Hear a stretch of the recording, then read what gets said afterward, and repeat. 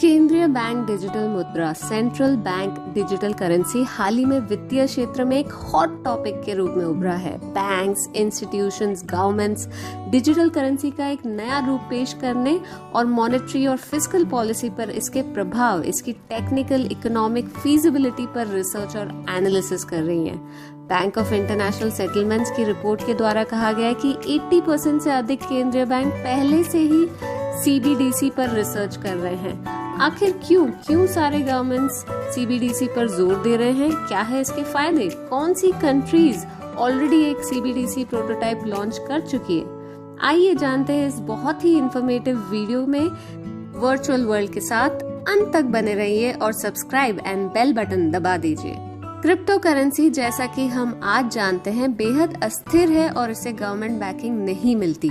CBDC इन्हीं चिंताओं को दूर कर देता है। सरकारें CBDC को जारी करने वाले केंद्रीय बैंक के अधिकार क्षेत्र में लीगल टेंडर के रूप में मान्यता देती है, जिसका अर्थ है कि कोई भी इन्हें पेमेंट्स के लिए उपयोग कर सकता है और हर व्यापारी को इन्हें स्वीकार करना होगा। सरल शब्दों में CBDC केंद्रीय बैंक के पैसों का एक इलेक्ट्रॉनिक रूप है, जिसका उपयोग सिटीजन्स डिजिटल पेमेंट्स और स्टोर मूल्य बनाने के लिए कर सकते हैं। CBDC 3 मेन एलिमेंट्स प्रदान करता है।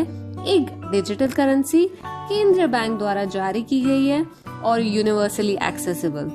लेकिन जब फिएट करेंसी मौजूद है तो सरकार को CBDC लॉन्च करने की क्या जरूरत है? यदि कोई देश CBDC लॉन्च करता है तो उसकी सरकार उसे लीगल टेंडर के रूप में मानेगी, ठीक कानूनी मुद्रा की तरह। CBDC और फिजिकल कैश दोनों को कानूनी रूप से भुगतान के रूप में स्वीकार किया जाएगा। एक central bank digital currency retail और होलसेल पेमेंट सिस्टम्स की सुरक्षा और एफिशिएंसी बढ़ाती है। ये पॉइंट ऑफ सेल पेमेंट्स और P2P भुगतान करने की एफिशिएंसी में सुधार कर सकता है। यदि कोई देश कैशलेस बनना चाहता है तो सरकार केंद्रीय बैंक के समर्थन वाली डिजिटल करेंसी एक विश्वसनीय विकल्प है। CBDC को अपनाने के लिए सरकारों पर दबाव मजबूत है, क्योंकि प्राइवेट ई-मनी का बाजार बढ़ रहा है। यदि ये मेन स्ट्रीम बन जाती है तो बेनिफिशियरीज नुकसान में है, क्योंकि ई-मनी प्रदाताओं का लक्ष्य आम जनता के बजाय अपने लाभ को अधिकतम करना होता है। घरेलू लेन देन के अलावा मौजूदा क्रॉस ज्यूरिसडिक्शन पेमेंट्स का model real time gross settlements यानी कि RTGS पर निर्भर करता है, जिसके भीतर सभी स्थानीय बैंकों के ऑब्लिगेशन सेटल होने चाहिए।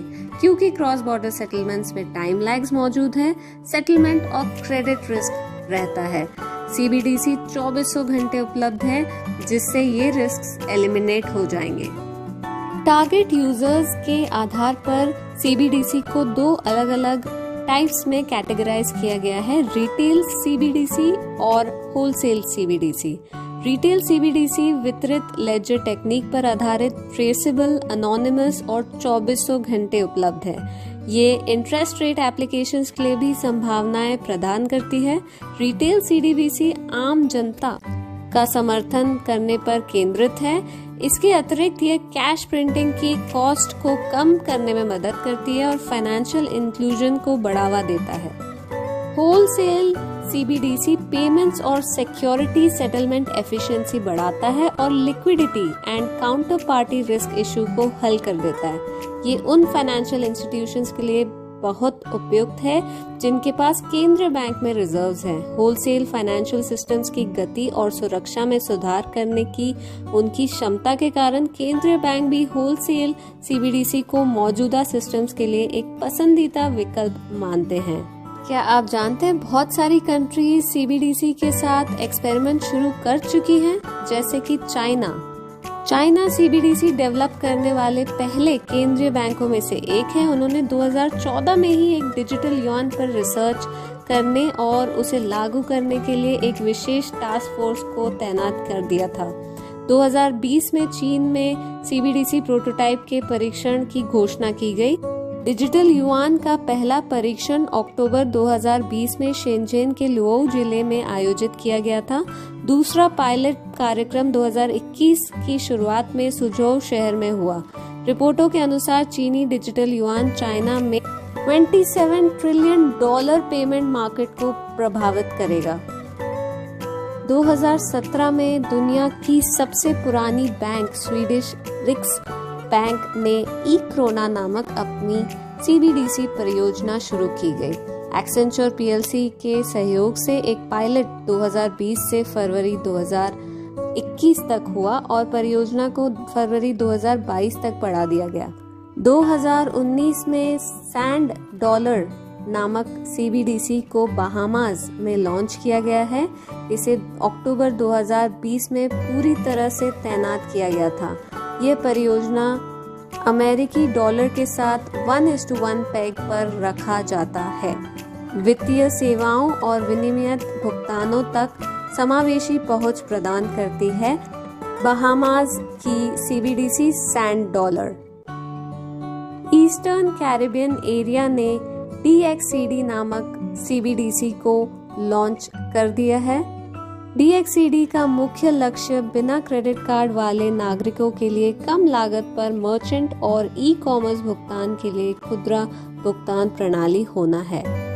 2018 में मार्शल आइलैंड सॉवरीन ने SOV नामक CBDC को लॉन्च करने की योजना साझा की है। वर्तमान में अमेरिकी डॉलर द्वीप पर कानूनी निविदिता के रूप में कार्य करता है, क्योंकि इसकी जनसंख्या केवल 60,000 के अंदर है।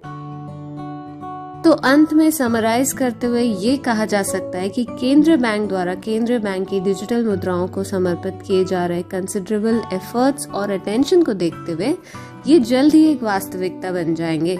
CBDC को दुनिया के सामने पेश करने से क्रिप्टो अपनाने को बढ़ावा देने में मदद मिलेगी, क्योंकि लोगों के पास क्रिप्टो करेंसी को लीगल टेंडर्स में बदलने के लिए प्लेटफॉर्म मिल जाएंगे। इसके अलावा ये बैंक रहित आबादी के फाइनेंशियल इंक्लूजन में भी मदद करेगा। CBDC का फाइनेंस के भविष्य पर फार रीचिंग कॉम्प्लिकेशंस होंगे, जिसमें डिजिटल एसेट्स और सिक्योरिटीज की खरीद और बिक्री भी शामिल है। हालांकि सवाल ये है कि कब।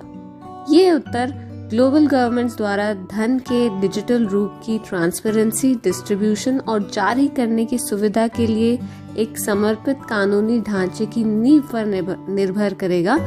जैसे कि नियामक और केंद्र बैंक CBDC की स्थापना की दिशा में ठोस कदम उठाते हैं, दुनिया एक मानक के रूप में डिजिटल मुद्राओं को अपनाना शुरू कर देगा। आपका क्या ख्याल है इस पे? हमें नीचे कमेंट्स में बताइए और ऐसे ही अमेजिंग जानकारी एंड अपडेट्स के लिए वर्चुअल वर्ल्ड को सब्सक्राइब कीजिए एंड ये वीडियो को शेयर करना ना भूले। See you until next time.